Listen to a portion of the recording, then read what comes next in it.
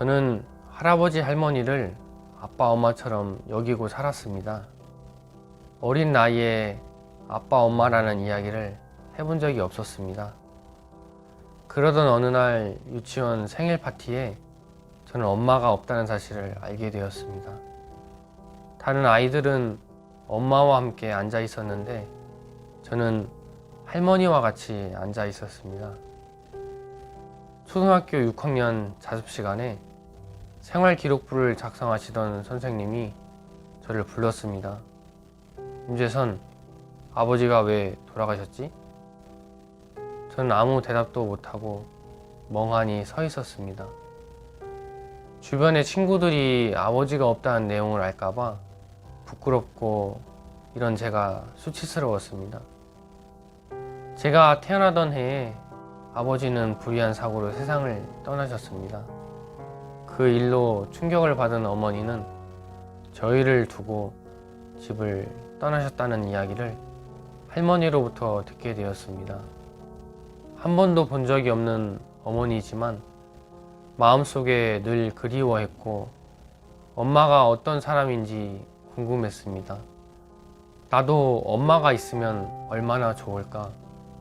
기분 좋을 때도 안 좋을 때도 엄마에게 안겨보고 싶은 심정은 갈수록 깊어졌습니다.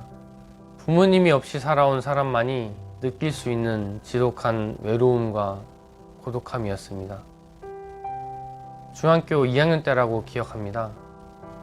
어느 날 집에 왔는데 낯선 아주머니가 할머니와 함께 앉아 있었습니다.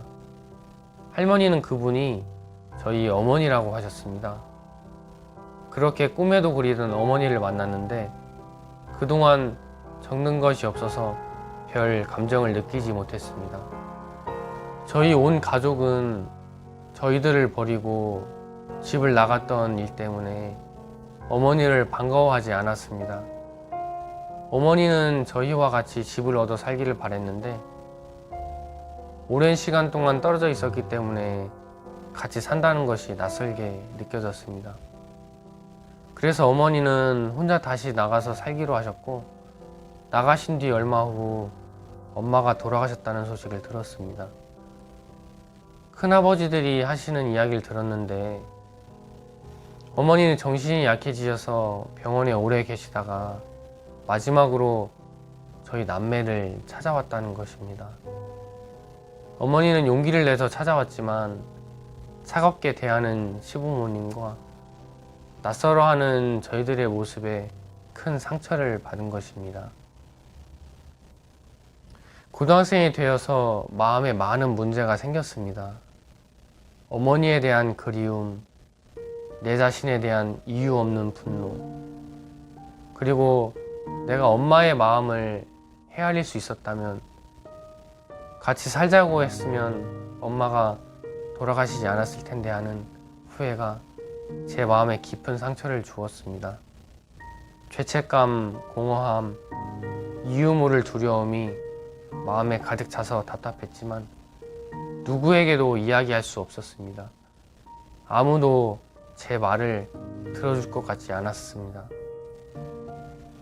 답답함을 이겨보려고 어두운 새벽 산속을 뛰어다니며 소리쳐 보기도 했지만 노력하면 노력할수록 제 자신이 너무 싫어졌습니다. 급기야 몸에 자해를 하며 나 자신과의 싸움을 했었습니다. 나도 행복할 수 있다면 얼마나 좋을까? 해맑은 웃음을 돈을 주고 살 수만 있다면 얼마나 좋을까? 내 마음은 병들고 지치고 어두운 터널을 걷고 있었습니다. 그러던 중 누나로부터 전화가 왔습니다. 기쁜 목소리로 재선아, 나 구원받았어. 너도 구원받아야 돼. 하며 교회를 소개시켜 주었습니다. 처음에는 내가 왜 나약한 사람처럼 하나님을 믿어야 하냐며 거절했지만 지푸라기라도 잡는 심정으로 교회를 찾았습니다. 목사님과 내 생애 처음으로 신앙 상담을 했습니다. 하나님은 사람의 몸도 만드셨지만 마음을 만드셨다는 이야기를 들었습니다. 몸도 상처가 나면 아픈 것처럼 마음도 상처가 나고 병들면 더 어렵다는 것을 알게 되었습니다. 하나님이 없이 살아온 나는 온 마음이 병들고 상처투성이었습니다. 마음에 죄가 있으면 하나님과 하나가 될 수 없다는 이야기를 들었습니다. 예수님이 내 마음에 어두운 그림자를 지우고 행복한 그림을 그리겠다는 소망이 들었습니다. 얼마 후에 성경 세미나에 참석해서 목사님과 상담을 나누게 되었습니다. 하나님을 믿는 것은 참 쉽습니다. 내 생각을 믿는 것과 하나님의 말씀을 믿는 것이 있습니다. 내 생각을 믿는다면 자기를 믿는 것이고, 말씀을 믿는다는 것은 하나님을 믿는다는 것입니다. 그리고 목사님은 성경책을 펴서 하나하나 알려주셨습니다. 저는 전에 죄도 있고 선도 있다고 생각했는데, 하나님의 말씀은 죄밖에 없는 사람이라고 했습니다.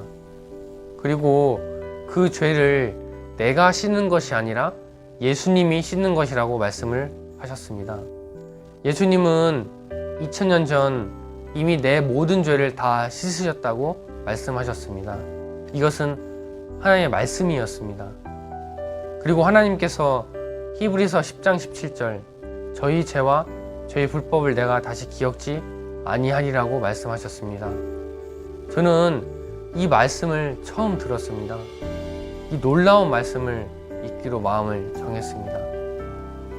예레미야 17장에 사람이 죄를 지으면 두 군데 기록이 된다고 했습니다. 마흔판과 단뿔이라고 했습니다. 외상으로 물건을 가져올 때 외상 장부에도 기록이 되고 내 마음에도 기록이 되는 것과 같은 것이었습니다. 가게 주인은 외상 장부를 보는 것이고 나는 내 마음을 보는 것입니다. 외상값을 갚았을 때 장부에도 기록을 지우고 그것을 보는 내 마음에도 기록이 지워지는 것처럼 내 죄가 기록된 번제단불에 어린 양의 피를 바르는 것입니다. 내가 죽어야 하는데 어린 양은 나를 대신해서 희생양으로 죽는 것입니다. 이것은 구약시대에 땅에 있는 성막, 즉 시간계에서 죄를 씻는 방법이었습니다. 세상의 구원자로 오신 예수님은 나의 모든 죄를 짊어지고 십자가의 모진 고통을 당하시며 돌아가셨습니다. 그때 흘리셨던 예수님의 피는 이 땅에 있는 성막, 번제단 뿔에 피를 바른 것이 아니라 하늘나라, 즉 영원계에 속한 성막에서 피를 바르셨습니다. 히브리서 9장 12절 염소와 송아지 피로 아니하고 오직 자기 피로 영원한 속죄를 이루사 단번에 성소에 들어가셨느니라. 하늘나라에도 이 땅에도 내 죄는 예수님의 피로 영원히 사라졌습니다. 예수님께서 영원한 속죄를 하셨기 때문에 그렇습니다. 내 죄가 있는데 하나님이 내 죄를 기억 안 하신다는 것이 아니라 영원한 속죄를 하셨기 때문에 하나님께서는 기억할 죄가 없어서 저희 죄와 저희 불법을 내가 다시 기억지 아니하신다고 말씀하셨습니다. 나는 하나님을 위해서, 예수님을 위해서 하는 거라고는 불평 외에는 없었습니다. 하나님이 계시다면 왜 나를 이렇게 불행하게 만들었냐고, 왜 불공평하게 세상에 태어나게 하셨냐고 이런 불평을 했는데요. 이런 나에게 예수님이 찾아오신 것입니다.